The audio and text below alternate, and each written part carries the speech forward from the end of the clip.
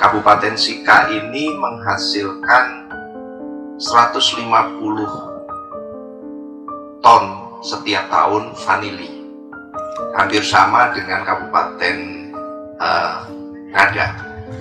Jadi saya berangkat ke sini sebenarnya bagaimana membangkitkan rempah pada saat itu. Jadi tahun lalu. Jadi saya masuk ke sini dan ternyata data itu tidak ada. Dan kami sekarang sedang memulai untuk mendata. Saya berkunjung ke petani-petani dan sebagainya, dan saat ini saya mencoba mendorong, tadi saya lapor ke Pak Wakil, bagaimana supaya anak-anak muda di sentra-sentra komoditas mampu melakukan ekspor sendiri. Jadi saya sudah mulai melatih, gitu kan. Kalau misalnya nggak ada, ya yang bisa ekspor kopi itu kalau bisa ada anak-anak muda dari Kabupaten Ngada, jadi bukan dari Surabaya, Makassar, walaupun secara bisnis itu sah. Nah, saya terus dengar berita ada Yance mengenai drip irrigation. Waktu itu saya ngerayu betul ke Bu Yuli, kita maju ke NTT, kita selesai lah di Jawa itu, gitu kan. Ya walaupun pekerjaan di Jawa tetap kita masuk ke NTT. Sebenarnya saya udah lama di NTT. Saya yang pertama kali menangani untuk vanili organik di Alor. Dari 8.000 petani kami baru bisa sekitar 1.500 dan sudah bisa ekspor langsung ke Jerman organik. Dan kami mengedukasi mereka bisa mengolah sendiri. Hanya tinggal 2 orang tua di Alor itu yang bisa mengolah vanili. Jadi memang tantangannya sangat berat, Pak, Bapak dan Ibu sekalian. Jadi saya keliling ke Flores dan hari ini nanti siang saya juga dengan Yayasan Dharma Bakti Astra meresmikan kantornya Yayasan Dharma Bakti Astra di Kabupaten Manggarai Barat, karena ada yang mengembangkan kepiting dan itu market ekspornya cukup besar, tapi bisnis modelnya mereka belum. Jadi kami yakinkan dari Yayasan Dharma Bakti Astra, dan dia masuk dan akan ngantor di sana selama 5 tahun. Jadi ada 2 komoditas, Pak Dirut, kepiting dan vanili.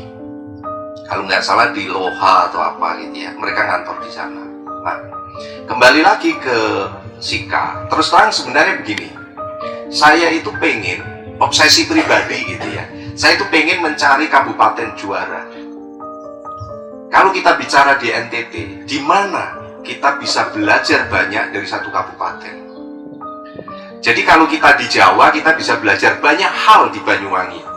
Tapi itu butuh sekitar 7 tahun untuk memproses itu. Politik lokalnya oke, anak mudanya oke, masyarakatnya oke, dan sebagainya. Sehingga kita tidak pernah nyangka Banyuwangi begitu meledak gitu ya. Nah ini yang tadi malam saya laporkan ke Pak Bupati, Pak Wakil tadi, bagaimana Sika ini menjadi kabupaten juara. Jadi kalau kita bicara mengenai petani muda hortikultura, kabupaten lain datang ke Sika.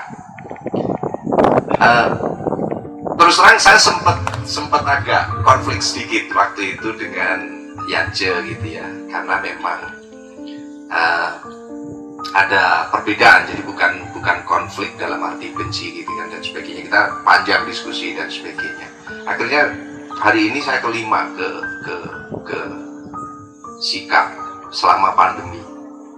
Bisa keliling terus, termasuk saya yang memulai menemukan Nandu, kepala desa di Suku Barat, dan itu saya masih ingat betul. Tim saya takbiran itu menyusun takbiran tahun 2020 menjelang Lebaran, menyusun aplikasi yang kita sebut dengan dapur desa untuk kepala desa di Suku Barat, Kabupaten Indi. Waktu itu keluarnya mereka tidak bisa jualan karena nggak bisa ke pasar. Petani nggak bisa ke pasar, pembeli juga nggak bisa ke pasar. Sehingga kita membuatkan yang namanya Bumdesmat, gitu kan. Nah, sekarang kepala desa di Suku Barat, Matu udah kayak selebriti. Kemarin Pak, gitu kan. Jadi makanya sebenarnya saya yang ada di Bali itu semua, termasuk kepala desa Clemens, ada Kewa, termasuk Gestianus di Kabupaten Kupang gitu kan. Bank NTT bantu, BI juga bantu dan sebagainya, dengan telepon dan sebagainya. Nah, saya ingin menemukan dalam satu kabupaten itu menjadi kabupaten juara. Datang kedua saya ke Sika, saya membawa tim dari Telkom, dari Kominfo untuk bicara mengenai digitalisasi perikanan. Proses hortikultura sudah kami inisiasi dari 2020, belum 2 tahun, baru 1,5 tahun berjalan. Dan awal kami mulai di Kabupaten Garut, Jawa Barat, yang menjadi sentra hortikultura terbesar di Jawa Barat juga, dan kemudian direplikasi di Kabupaten Sukabumi. Kemudian tadi Pak Samsul bilang kalau di Jawa udah biasa, infrastrukturnya sudah terbangun semuanya. Namun bagaimana dengan teman-teman yang ada di Indonesia Timur? Pak Dodo sudah sampaikan tadi ya, beliau mungkin bisa dibilang ahlinya connecting the dots, karena tadi Bapak bilang sudah sambungkan semua ekosistem dari hulu sampai hilir untuk semua komunitas dan hampir di semua kabupaten yang ada di NTT. Saya belajar banyak dari beliau guru saya, mentor saya juga. Terima kasih Pak Dodo. Nah, ini yang memberikan semangat buat saya juga bahwa kita bisa sama-sama menghadirkan kolaborasi ini, membangun ekosistem hulu dan hilir khususnya untuk komoditas hortikultura, karena kebetulan saya menangani hortikultura. Dan saya yakin ini nantinya tidak hanya untuk hortikultura, tetapi juga komoditas yang lainnya, tanaman pangan, perikanan, peternakan, perkebunan. Karena tadi NTT ini sangat kaya dengan seluruh komoditas kekayaan alamnya tadi, dari rempah-rempah yang ada. Tinggal bagaimana kita mau melakukan ini bersama-sama, kita mau melakukan ini dengan kolaborasi dan sinergitas yang betul-betul kita jalankan dengan komitmen yang tinggi. Jadi memang bukan perkara hanya menanam. Saya yakin kalau menanam mungkin teman-teman para petani sudah jagonya. Dari dulu sudah melakukan tanam-menanam untuk menghasilkan produksi yang bagus. Tetapi bagaimana kita menjamin ketersediaan pangan yang tentunya berorientasi pasar. Nah, inilah kenapa kendala yang ada selama ini kita rasakan, adanya mismatch antara produksi dengan kebutuhan, supply demand, kemudian bagaimana hulu dengan hilir bisa disambungkan. Ini yang menjadi persoalan selama ini. Sehingga akhirnya dengan ekosistem closed loop atau kemitraan closed loop hortikultura ini kami hadirkan, kami mapping siapa saja stakeholder yang mampu berkomitmen untuk melakukan ini semua. Sebelumnya semuanya sudah melakukan dan mengerjakan tugasnya masing-masing. Saya sangat mengapresiasi. Namun bagaimana dari peran dan tugas itu kita duduk bersama dan betul-betul melakukan pendampingan terus-menerus untuk memastikan bahwa ini bukan hanya sekedar proyek, tapi ini program berkelanjutan yang akan terus-menerus menginspirasi banyak pihak, menginspirasi para petani muda yang tadi Mas Yance sampaikan. Hari ini 5 petani muda hebat dari Sika yang dikoordinasi oleh Mas Yance dan dukungan penuh dari Bapak Bupati dan Bapak Wakil Bupati Sika memberikan lahan 5 hektar di sini untuk memulai kemitraan closed loop ini. Kami belajar dari Garut dan Sukabumi bahwa petani rata-rata di sana sulit mendapatkan lahan. Sementara di sini lahan sangat luas. Di sana rata-rata petani hanya punya mungkin 2.000-3.000 meter. Kalau bicara skala ekonomi atau skala usaha ini masih jauh. Mereka hanya bisa menanam, namun tidak bisa mendapatkan penghasilan memadai untuk memenuhi kebutuhannya.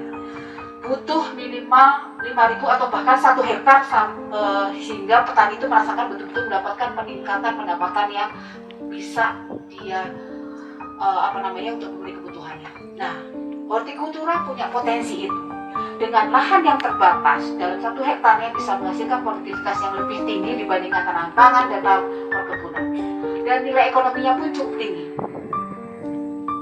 Dengan kebutuhan yang semakin meningkat dan juga jenis-jenis komoditas yang seperti tadi disampaikan, mungkin ada cabai, ada tomat, bawang merah, yang itu juga menjadi bagian dari 11 bahan pokok penting yang selalu dimonitor oleh pemerintah. Nantinya kenapa? Karena memang mempengaruhi inflasi kita juga. Ada teman-teman dari Bank Indonesia dan BNPB pasti tahu betul bahwa di setiap daerah ada tim pengendali inflasi daerah yang selalu lihat, waduh ini harga cabai naik dari 100 tiba-tiba turun dari 10.000. Bawang merah juga saat ini sedang turun. Apa apa yang bisa kita lakukan? Kita harus memapping kembali bagaimana ketersediaan masukan dari mulai hulu sampai hilir.